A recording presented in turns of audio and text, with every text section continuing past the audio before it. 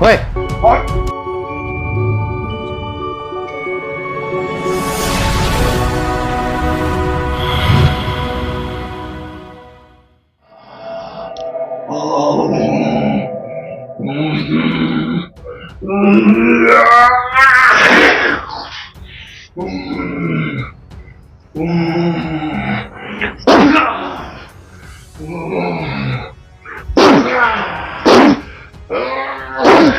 Assalamualaikum sahabat seiman yang dirahmati Allah Subhanahu wa Ta'ala.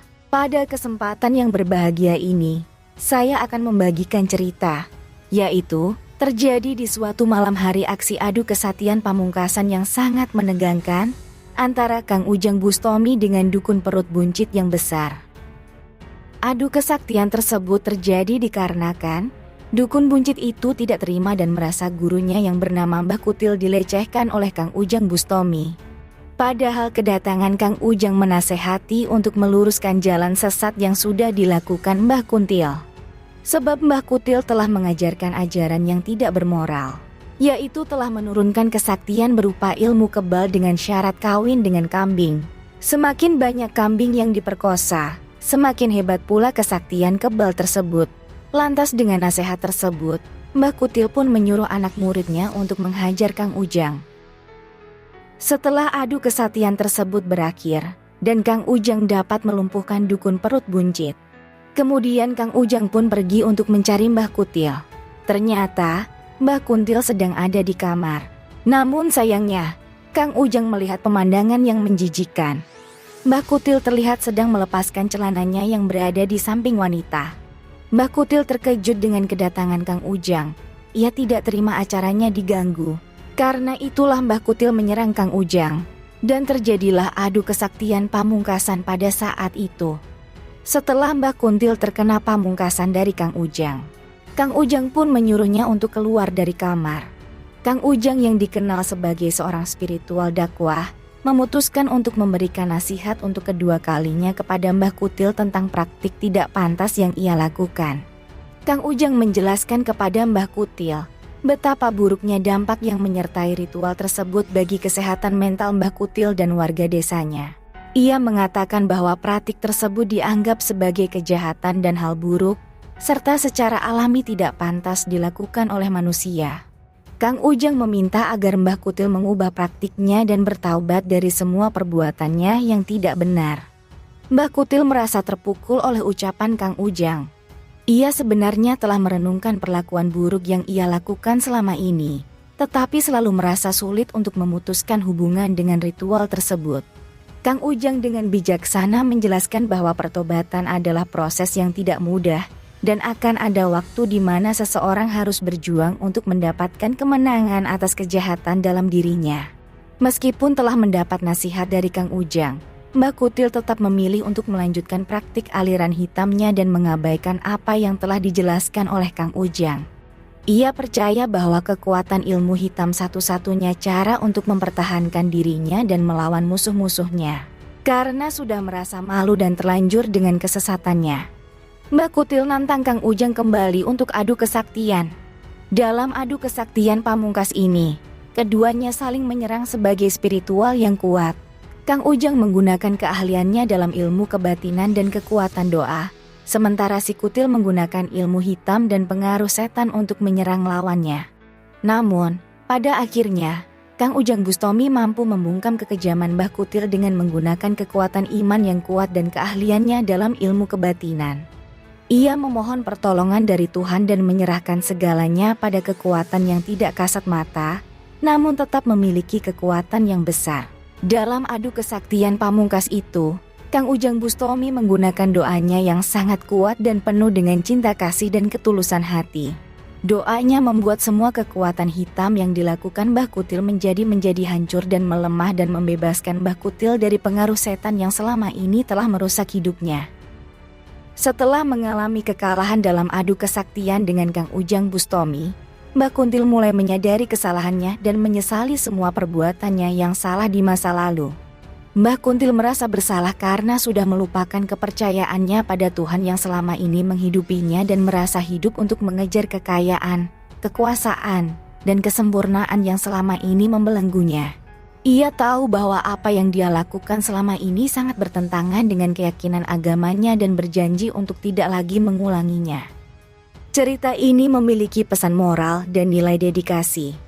Di antaranya, tidak boleh mencari kehebatan ilmu kebal dengan cara yang kotor atau salah. Kita harus mencapai kesuksesan dengan jalan yang benar dan halal.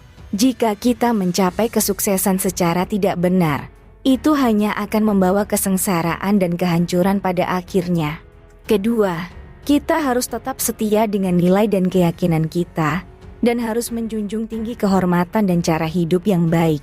Kita harus menghormati dan menghargai hewan, dan tidak mempergunakan mereka sebagai tindakan yang tidak pantas.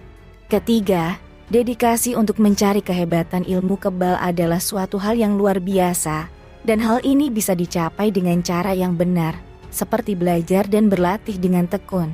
Bayangkan jika kita memperoleh kekuatan dengan cara yang tidak benar, akhirnya akan merugikan kita sendiri dan orang di sekitar kita. Oleh karena itu, kita harus senantiasa berpegang teguh pada moral dan nilai yang benar untuk mencapai kehebatan dengan cara yang benar.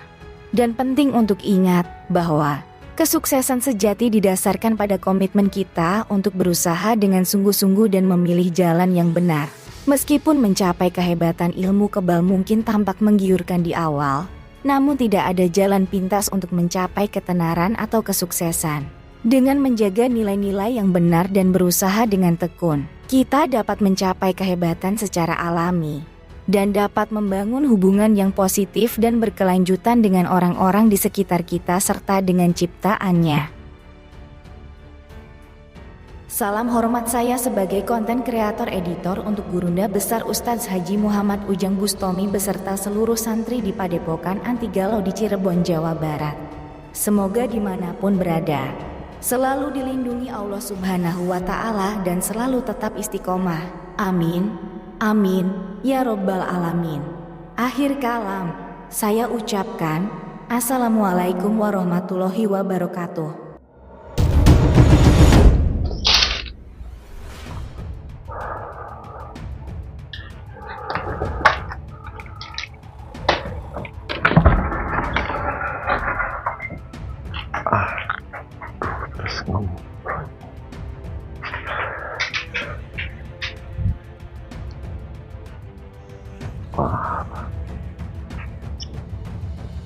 Woi,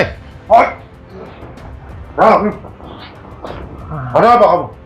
Lagi ngapain lu pakai kolor-kolor kayak gitu? Gila Anda. Ini ritual ini. Ritual apa Anda? Syarat-syaratnya saya begini. Syarat apa Pak? Kamu berani-beraninya masuk di kamar ritual itu. Wah.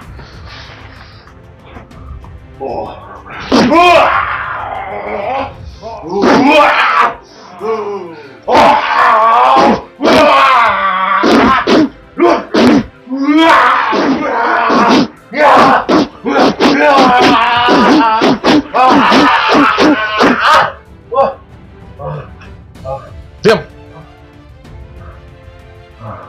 Sini, keluar. Kenapa? Anda waras? Saya waras. Serius? Serius saya waras. Gila yang ada Anda. Oh bilang gila, saya nggak gila kok. Ngapain Anda ngemprut-ngemprut gitu? Itu kan sudah ritual saya. Ritual apa? Bapak sudah tua. Bapak kembalilah pada jalan yang benar. Memang saya sudah tua. Anda punya kelebihan jangan kayak gitu. Anda sudah kambing diemprut, orang diemprut. Mau jadi apa negara ini? Dia itu minta pasang susu sama saya. Ya terus apa hubungannya pasang susu sama dipanjingin kecilan, kutil? Iya emang ritualnya saya begitu.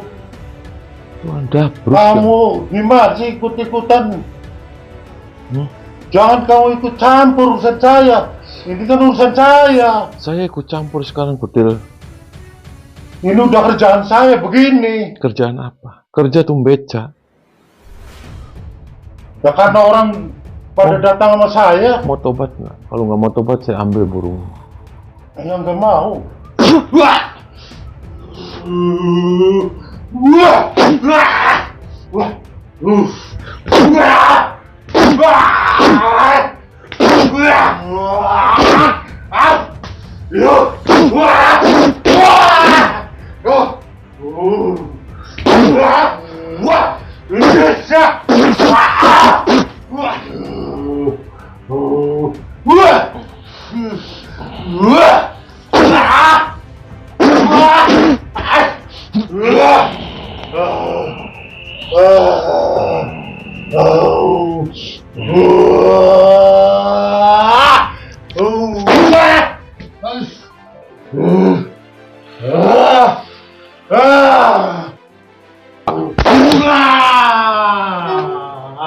Tiduran di kursi.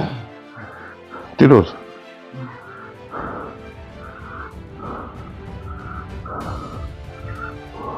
Diam. Salah Anda. Salahnya gimana? Syarat lagi. Oh, saya baca syahadat. Asyhadu an la ilaha illallah wa asyhadu anna Muhammadar Rasulullah. Lagi. Mau tobat kan? Ya udah, saya mau tobat. Jangan ya udah, dari hati yang paling dalam. Iya, Dari hati yang paling dalam. saya mau tobat. Nggak mau melakukan kayak gini lagi. Nih, kalau nggak saya gigitin pakai walang. Diam, saya cabut burungnya.